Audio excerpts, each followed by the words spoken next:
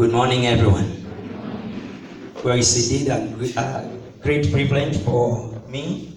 My brother was accompanying me to be together this morning in a Sunday service. And I'm grateful to God who has allowed us to safely arrive in this place in time. We traveled all the way from Makueni, Wote, and God has been gracious, given us to arrive safely.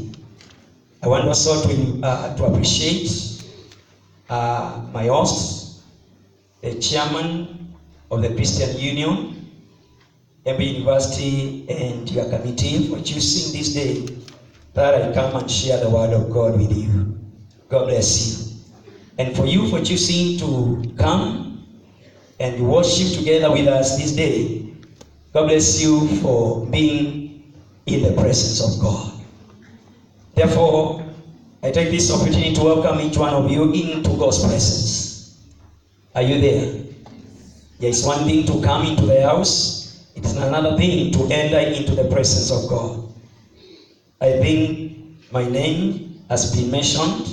It's only that in 2015 I chose to step down from being a principal just to concentrate more on my family and of course the ministry. I did not want to capture a lot of details and many trainings and all that. I think I just want to share Christ, because wherever we go we say we are preaching Christ and Christ Him, because He's the hope of glory to us all. So I want to invite, the young man is gone, but his favor, Shalom, and we have been moving together in schools and preaching the gospel every other time. You requested me to share on music, technology, and the Christian.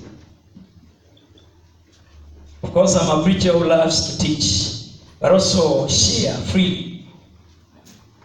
So by the help of the Holy Spirit, we are going to share, and I believe we are going to be blessed at the end of this service.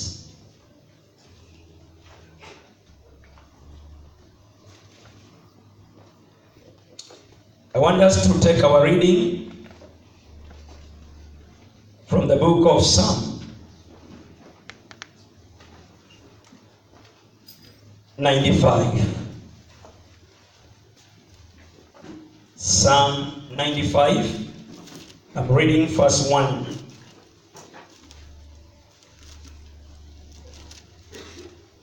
to 6. Oh, come, let us sing unto the Lord. Let us make a joyful noise to the rock of our salvation. Let us come before His presence with thanksgiving. Let us make a joyful noise unto Him with His songs. For the Lord is a great God and a great King above all gods. In His hand are the deep places of the earth.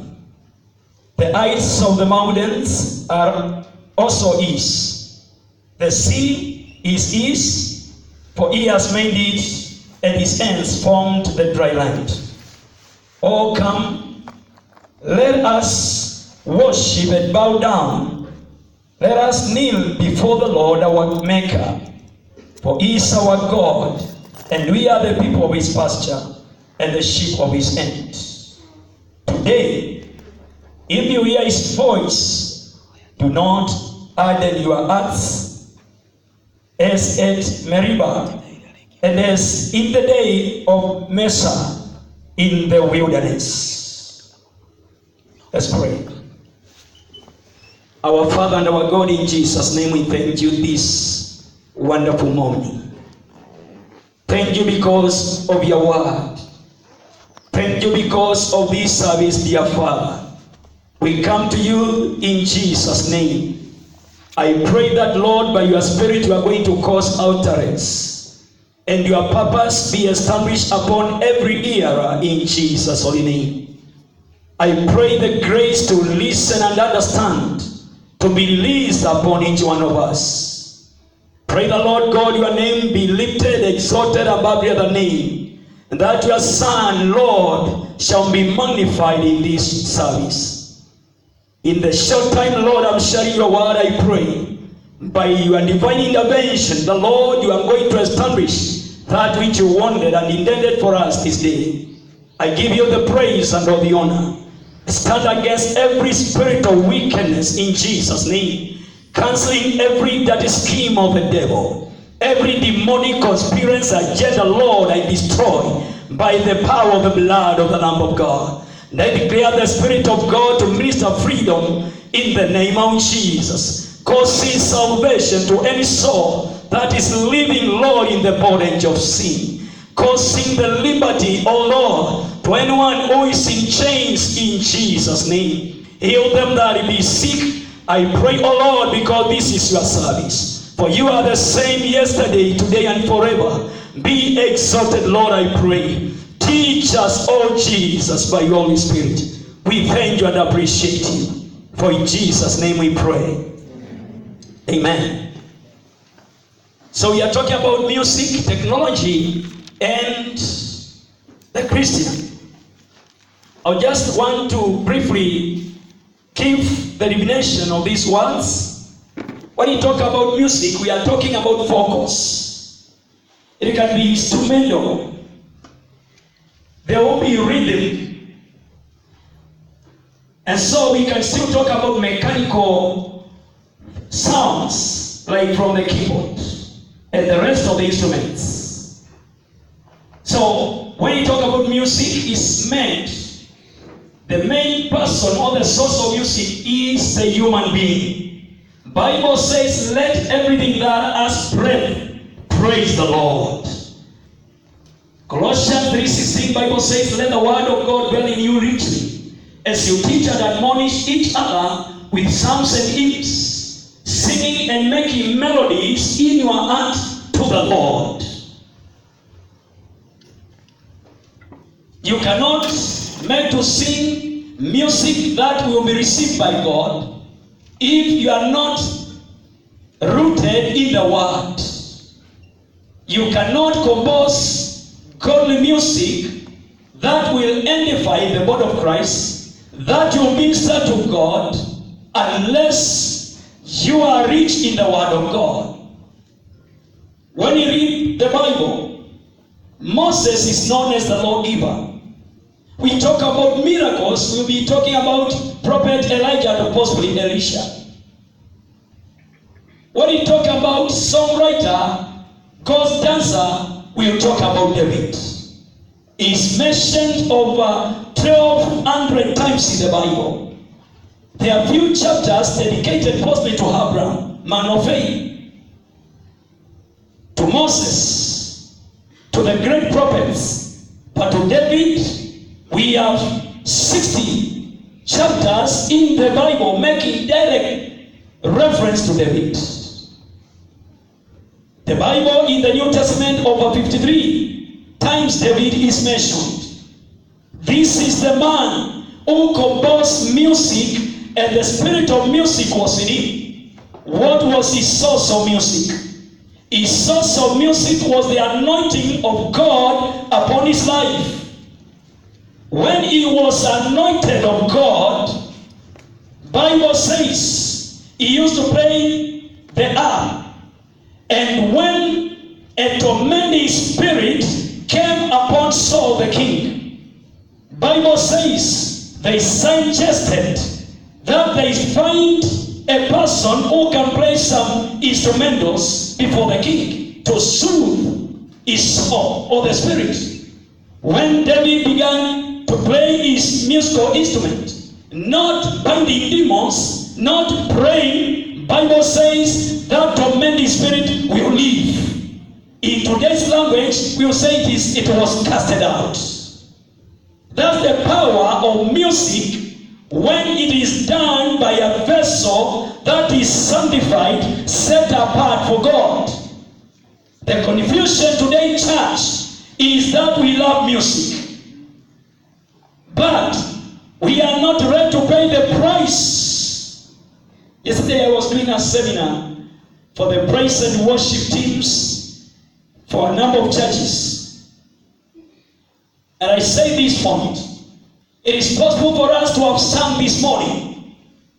The only big worry I may have we been heard in the spiritual realm? We may be heard within the vicinity, or we may be heard within this compound.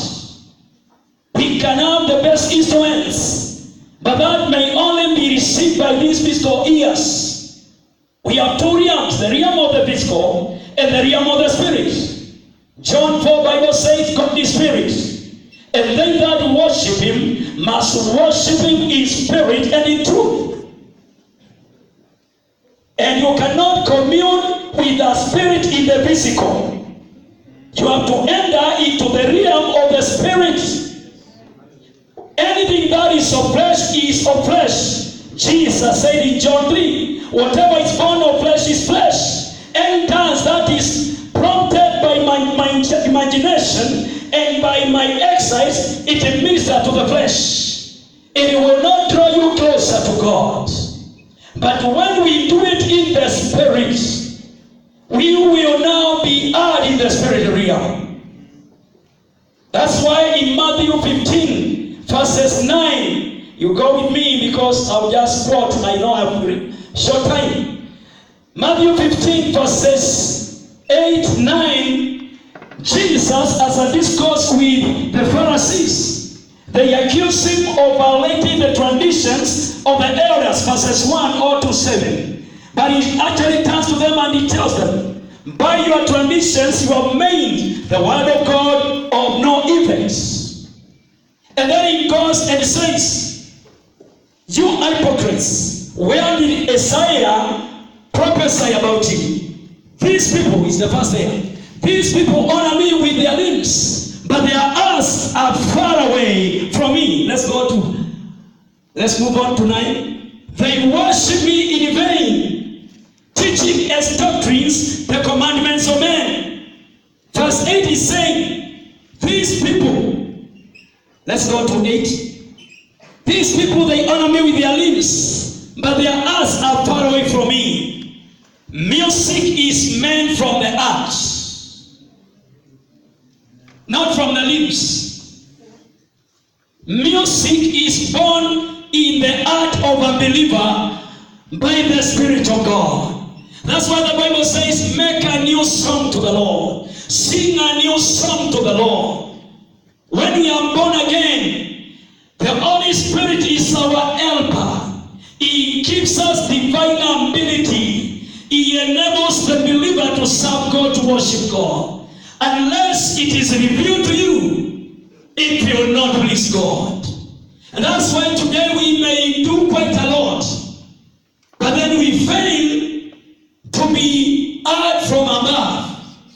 Just like I can make a prayer, and that prayer is only coming from my mouth, not from my heart and by the Spirit.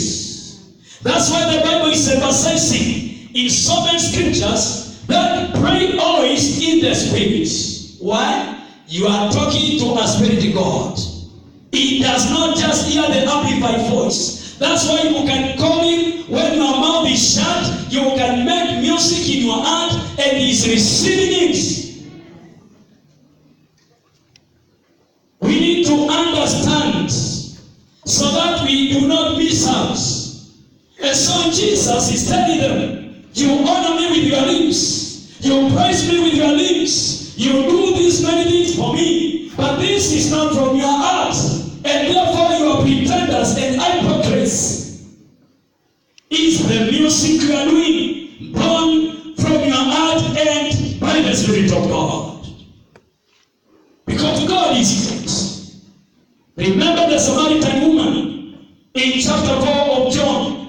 Bible says, this lady said, you Jews, you say the place of worship is Jerusalem. But for us, we worship up on the mountains. Remember the kind of life she was leading. She was leading a very immoral life. But she was there singing and doing everything.